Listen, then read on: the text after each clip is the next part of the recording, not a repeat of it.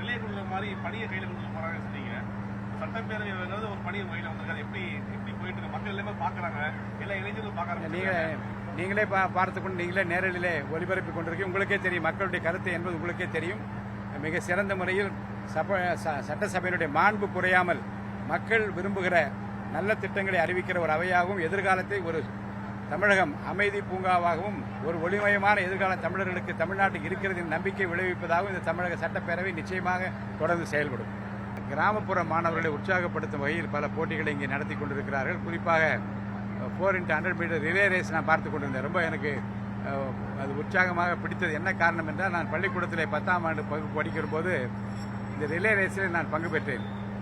Relay ரேஸில் என்ன முக்கியம் என்றால், ஓடுவது முக்கியம். அதை விட அந்த பேட்டன் என்று சொல்லுகிற அந்த கையில் வைத்திருக்கிற கோலை கொண்டு போய் சரியான நேரத்திலே சரியான முறையில் கொடுக்க வேண்டும். அதை கொடுக்க விடையில்லைன்னா ஒருவர் நன்றாக ஓடினாலும் ஒருவர் தவற விட்டுவிட்டால் அவர்கள் வெற்றி வாய்ப்பு இழக்க நேரிடும். 10ஆம் வகுப்பு படிக்கிற போது நான் 2ஆம் இடத்துல நின்று அந்த பேட்டனை நான் சரியாக கொடுத்து 3ஆம் இடத்துக்கு போகின்றவர் தவற விட்டு விட்டார். அதனால் நான் வெற்றி வாய்ப்பு இழந்தேன். அப்போ மாணவர்கிட்ட நான் சொல்லுவேன், இன்னைக்கு இல்லாவிட்டாலும் என்றைக்காவது ஒரு நாள் இந்த ரிலே ரேஸில் நான் வெற்றி பெறுவேன் என்று சொன்னது உண்டு.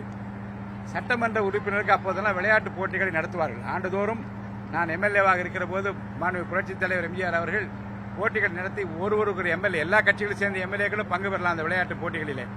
அப்படி பங்கு பெறுகிற போது இதே ரிலே ரேஸ் வந்தது.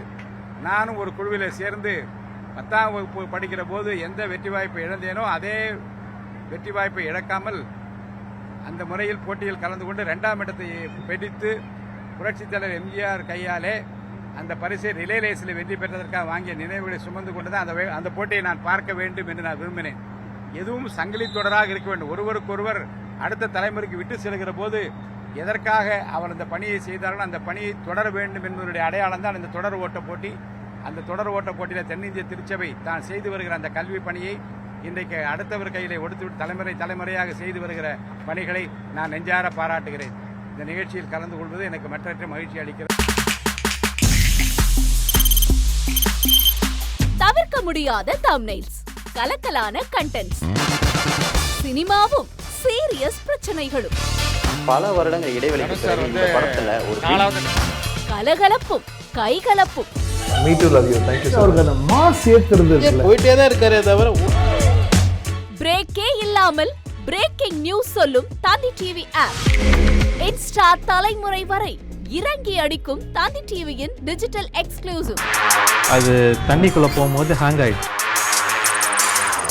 உங்களுக்கு விஜய் சார் எந்த அளவுக்கு ரொம்ப பிடிக்கும்? Of course, Malayalis are huge Vijay sir fans. ரெண்டு பேருமே ரொம்ப பிடிக்கும் எனக்கு.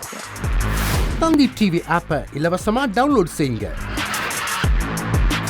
ஃபாலோ பண்ணுங்க, சப்ஸ்கிரைப் பண்ணுங்க, என்ஜாய் பண்ணுங்க.